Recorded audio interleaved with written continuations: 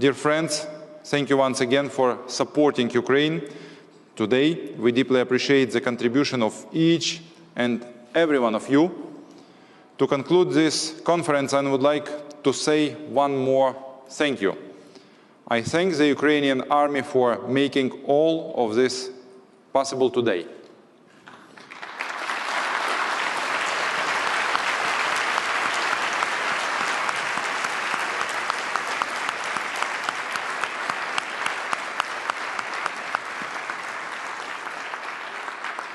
Without the bravery and professionalism of the Ukrainian soldiers, we would not be in this room.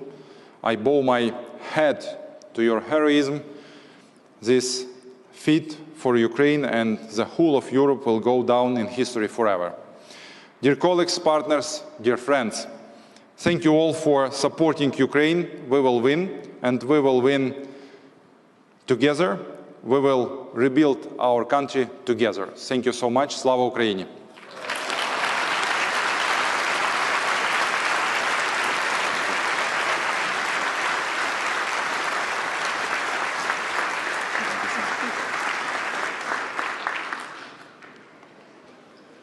Thank you so much, Prime Minister, for your incredibly stirring speech. So much emotion at this point in time, isn't there? Just extraordinary. Thank you. It's now my great pleasure to introduce the next host of the Ukraine Recovery Conference 2024, the German Minister for Economic Cooperation and Development, Svenja Schulze.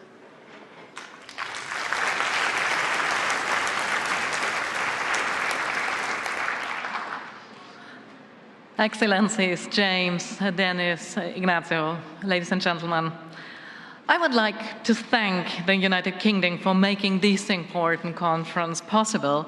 It is part of our joint effort to support Ukraine in defending European values and freedom.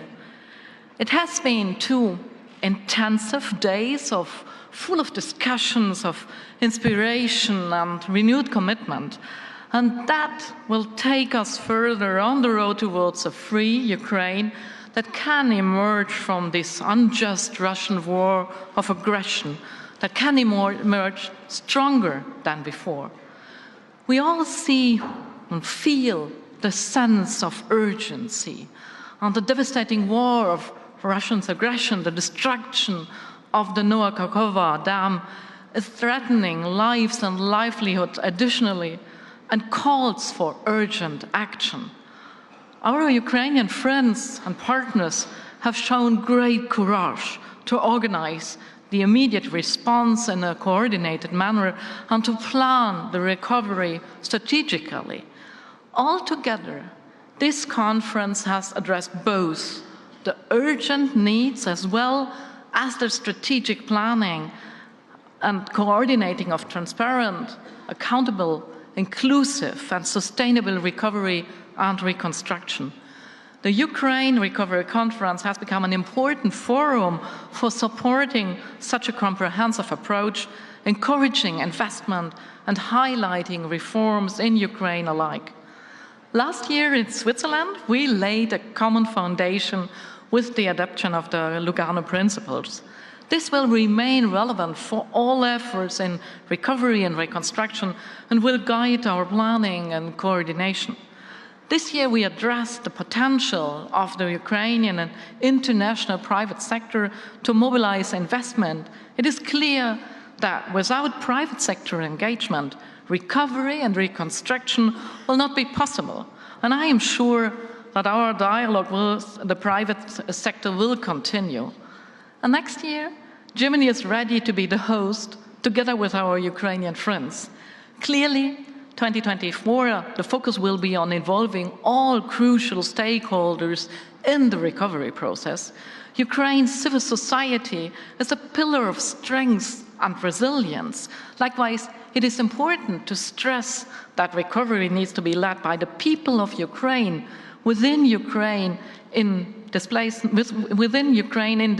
or abroad, waiting to return to Ukraine and to be part of recovery and reconstruction. Ladies and gentlemen, during the last 2 days, we have witnessed the ongoing support and solidarity with the Ukrainian people. We have made it clear, very clear, that this support will last as long as it takes. We stand by the Ukrainian people and remain determined to rebuild the country. Most of the discussions have stressed that reconstruction, reforms and integration into the EU are important shared goals and will go hand in hand. We welcome Ukraine's status as an EU accession candidate.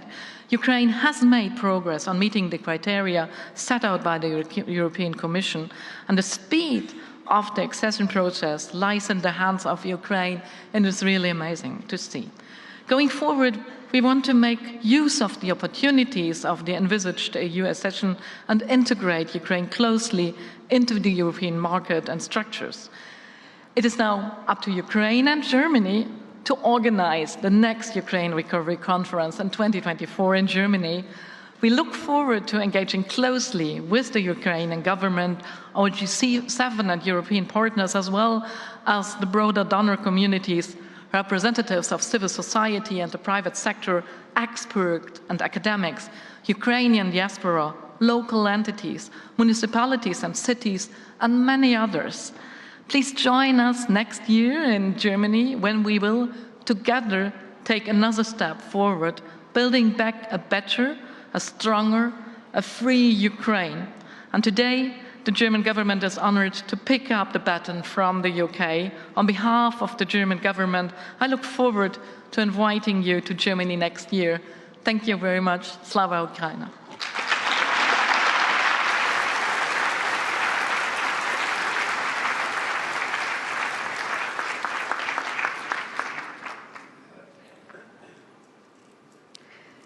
And finally, it is my pleasure to introduce for the last time today, for the last time in the Ukraine Recovery Conference 2023, the UK Secretary of State for Foreign, Commonwealth and Development Affairs, the Right Honourable James Cleverly.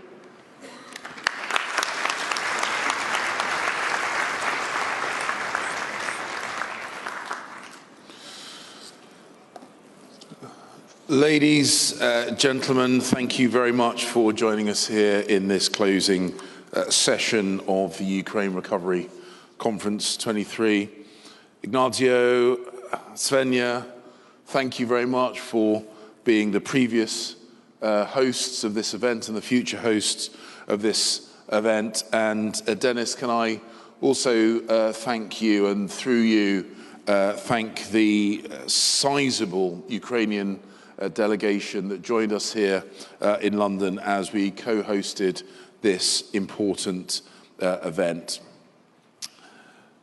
The UK is immensely proud to have co-hosted this event.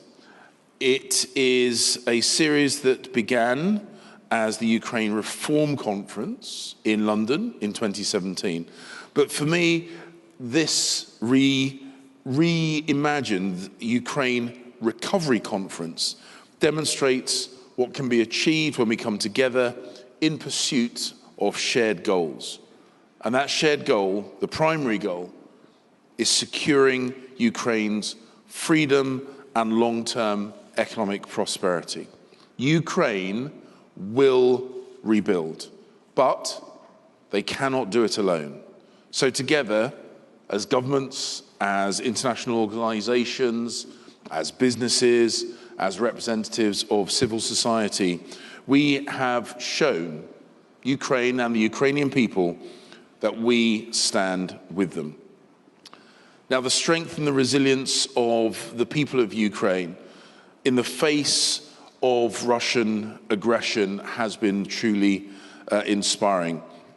And I saw that firsthand when I have visited Ukraine.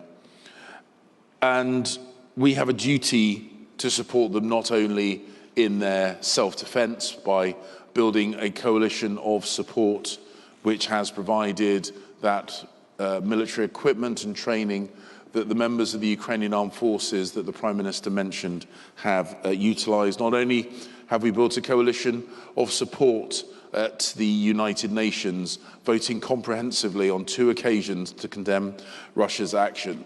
But through our attendance here today, we are building a coalition of reconstruction for Ukraine. And as Ignacio set out, last year's conference was the first to shift the focus to recovery. And the Lugano principles, which were established at the URC 22, have given us the building blocks that will help that recovery process. And here, over these last couple of days at London, we have built to ensure that all parts of society come together to support Ukraine as it transforms its economy. And I have no doubt that next year, Germany will continue this essential work. We had not envisaged this to be a pledging conference. Nevertheless, today at this conference, we can total an announcement of a combined 60 billion euros in support to Ukraine. And therefore, I particularly welcome the EU's announcement of 50 billion euros worth of EU budget support for Ukraine over the next 3 years, supported by $3 billion worth of World Bank guarantees over the same period. This provides the medium-term predictable support that will unlock the macroeconomic stability that Ukraine needs. And of course, this was about unlocking the enormous potential of the private sector. And I'm very, very proud that since the Prime Minister announced the Ukraine Business Compact yesterday, only yesterday, further companies have now signed up with nearly 500 businesses globally from 42 countries with a capital value of more than $5 trillion are now on board, including the most recent global names such as Google, Siemens, Uber, Cargill, working with our partners at the UN Global Compact to ensure that that sign-up brings meaningful engagement on reconstruction from the wider private sector. Development finance institutions announced mechanisms to provide the seed capital to support a private sector-led growth. The European Bank for Reconstruction and Development announced its intention to raise between 3 and 5 billion euros of new capital from shareholders. And this could provide at least 4 times the amount in new investment to Ukraine for the next coming years, including the investment critical for infrastructure.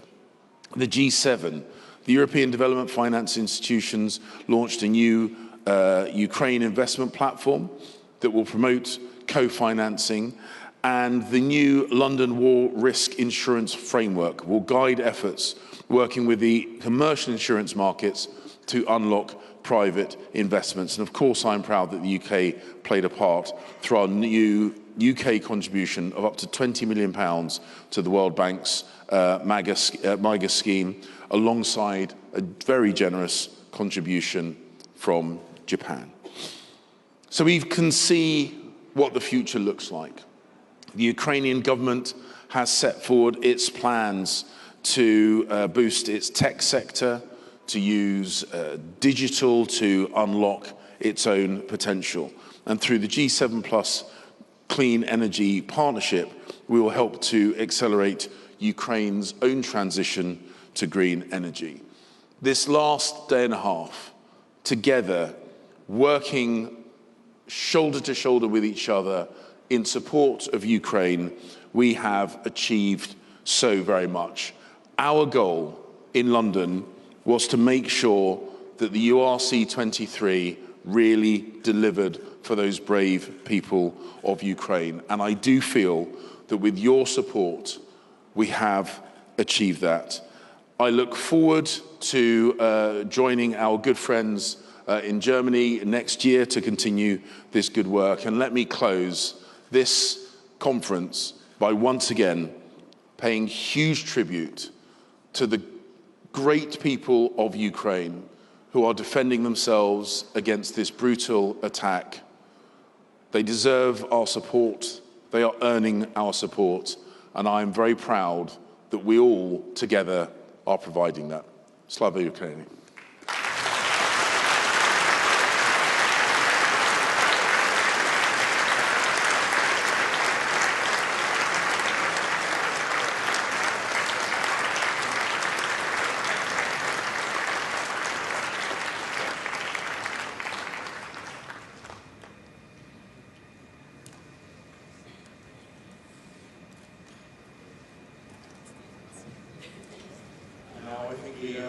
We cue the closing video. Ladies and gentlemen, thank you very, very much for your attendance. Thank you.